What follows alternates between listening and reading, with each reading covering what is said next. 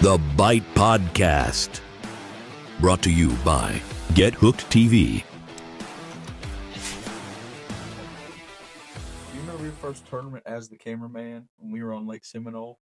And it was very, very cold, and you ended up falling in the water, getting all your clothes wet, and me and Daniel had to start just stripping our clothes down and seeing what some of us gave you a jacket, one of us gave you some pants, just so you didn't get hypothermia. Yeah, I remember that all too well.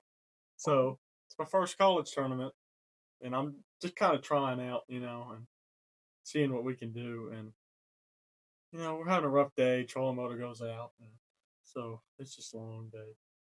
And I go off the back of the boat, I'm relieving myself, and I'm having my hand on the power pole.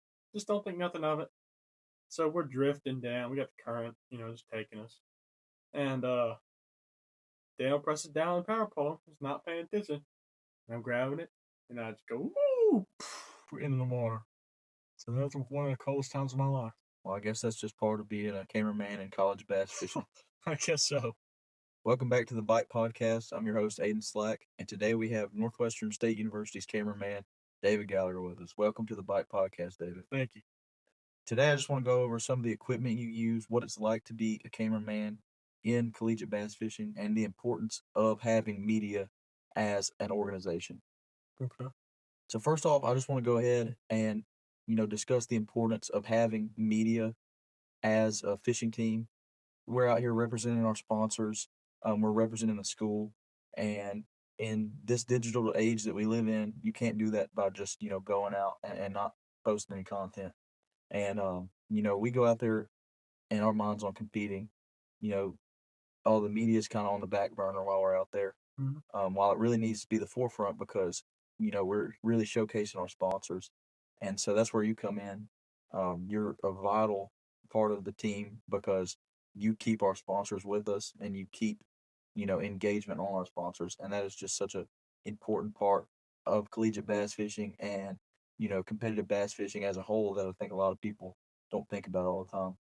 So, what's it like being a cameraman for a college bass fishing team?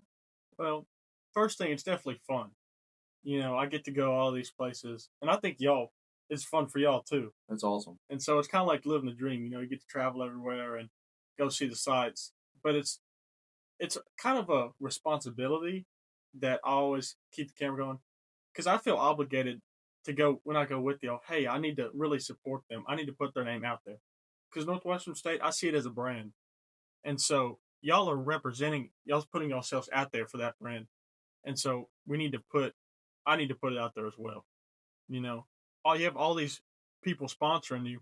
Why not put their name out there like they paid you to do? Exactly. And, a lot of the equipment you use is very expensive equipment, and it's important that you take care of it well. What's some of the ways you take care of your equipment, when it's raining outside, when it's, 30 degrees outside? What are some of the precautions you take to make sure that your equipment is, safe and sound, I guess? So, first, I carry a waterproof backpack. I got a Yeti backpack. And so that keeps everything dry, regardless if it's calm outside, it's windy, it's raining, because you never know when you're going to hit a rogue wave, splash into the boat. And so I always try to keep my stuff stowed away if I'm not using it. I'll always have the GoPro out of the camera, and the GoPro I always run with a waterproof case, so it never gets wet. That's great. And, what's some of the equipment that you keep safe out there? What's some of the equipment that you use and bring with you to showcase NSU bass fishing? So probably most important, because we're more on the photography side and short form content. So I run this Canon EOS R10. It's a smaller side camera, but I think it gets the job done. We're not shooting too far. We're normally, if I'm out of the boat, I'm still on the pier. And so I just have a 18 to 45 lens. I could probably size up and get to like a 200, but this does well. I mean, this is a great budget camera too. And so it really allows me to, get my name out there without spending too much money. Okay. And you mentioned we're more on the short form content now. What are some plans to, kind of roll over to some long form content? I know our sponsors have really loved the photography and the short form content. What are some ways you think we can incorporate our sponsors into longer form content and how we can really, get that off the ground and start running with it. Well, I think definitely things like this, like a podcast, we can just come and sit down every week, talk about y'all's recent success, how the team's doing, how these sponsors are really impacting your life. And I think another way is making videos, and the GoPro really helps because it's on 24/7, really, no matter what. So you're never missing a moment. You're never missing an opportunity to, hey, look at this. We just caught this. Thank you to our sponsors for allowing this to happen. I agree. And I think a lot of teams, I think this is really a one-off thing that we have a cameraman on I the agree. NSU Bass Fishing Team. I mean, maybe a few other teams have them, but not that I've seen. Maybe sometimes somebody's friend, that lives in the area, and they're like, "Hey, jump in the boat." But I think you are, a rarity where you can travel with us, and we utilize you in such a way um, for our sponsors. That's just I think it's really unique what we do at Northwestern, I agree. and I really believe that more teams should have this because I think like I said, it's just a great way to showcase your sponsors. It's a great way for people to see your sponsors. It's a great way for people to see your success. It's a great way for people to see the way you fish, the way your personality, and it's not all just about fishing now. It's about how you can interact with people on the water, off the water. It's about how you can sell your sponsors. And so, while yes, it is very important to be good at fishing, I think it is equally important to sell yourself and market yourself. I agree. I think there's definitely becoming a business side to it, and this is the way to get out. This is the way to get your name out. There definitely is. There's no other way really around it. No. You have to be able to make content. That's the only way you're going to really succeed. That's the only way you can stand out because everybody's good now.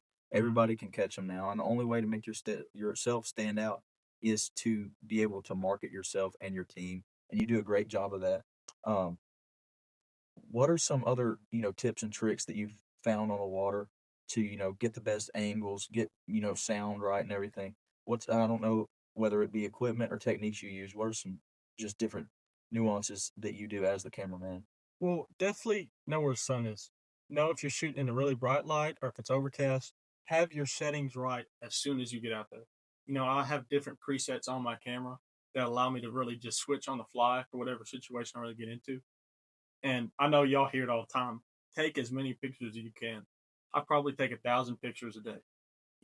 Just because if you get one in 1,000, that's really, really good.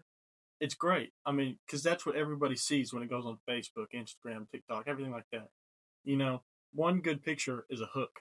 It's a way to really.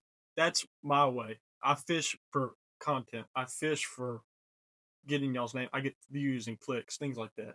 And our sponsors love that. I mean, I've seen multiple comments of, man, this is an awesome picture. This is a great picture. Is there any tricks you use with color grading or editing and stuff like that? Yeah, so I use Adobe Lightroom. I know a lot of people use different software, but that seems it's the easiest to me. I believe am a beginner. I'm still getting out there, but uh, definitely you have to edit your photos. You have to know which way you're shooting in your camera so you can have the ability to edit your pictures. But yeah, I think it's nothing but practice. It's how everything is. You get out there and you practice with this, it's easy to learn. And like I mentioned before, if you're on a college bass fishing team or a high school bass fishing team, or you fish club tournaments, marketing is so important if you want sponsors, and so important if you want to get yourself out there. And having a cameraman is just it's so much weight off your shoulders because you don't have to worry about recording yourself while you fish. All you have to worry about is going out and fish, and the cameraman is going to get you right with all the angles, all the clips, everything. And it's just so much weight off your shoulders. If you're on a college, high school, club team, whatever it may be, I really recommend that you get a cameraman to come along with you and to be in the boat with you because it is really just so much weight off your shoulders. Now, for some reason, Bassmaster doesn't allow us to have a cameraman in the boat yet. I do think that it is coming, as I hope so. technology Yes. advances. But we do bring you along to all the MLF tournaments, all the tournaments that you're allowed to come to. We fill out a press release form, and it is just so much of a help to have somebody in the boat getting great pictures, videos for you to sell yourself. I mean, it's a weight off your shoulders. I know nobody sees you because you're the one behind the camera, but this is the guy that does all the legwork for us to get our names out there and to keep these amazing sponsors with us. Well, and I think it's nothing but a benefit for the team and for whatever league you're fishing. because you're getting everybody's name out there. You're really just exposing yourself. And so I think, yes, there are some kind of complications with it. You do need to watch out for cheaters. But when you have a guy like Ayden, great personality, and he can't do it all. He runs his own TikTok, but, he's got a fish too. So you got to get his name out there. Now, I really appreciate you coming on today and talking about, some of the nuances, some of the techniques you use as the cameraman. I really highly encourage, if you're on a team, like I said, to invest in a cameraman. It's no extra cost. He runs with us, rides with us. And it's an awesome opportunity for him too to build his, portfolio. And if he ever wants to go into the marketing side of business, he's got a great portfolio already built up, and it's beneficial all around. There are no negatives I can think of to have a cameraman. So Bassmaster, if you're watching this, please open it up to allow cameramen, because there are nothing but benefits. Thank you for coming on today, David. Thank you, man. And now it's time for our catch of the week.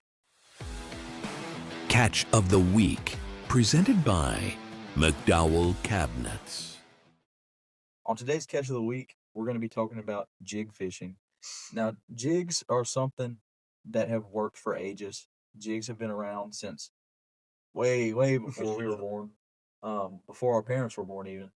And, it's just something that can catch them year round. I don't know what it is about a jig, but you can catch them when it's 90 degrees, or you can catch them when it's 9 degrees. And that's what's so neat about a jig to me. Now, usually on the catch of the week, I do some type of new technique, but really we're kind of, going the opposite of that today. Talking about a jig. They're just so extremely versatile. And I just think it's something that a lot of new wranglers should pick up and start using. Now, I know you're our cameraman, but we fish with you a lot too. Yeah. When we're not fishing tournaments.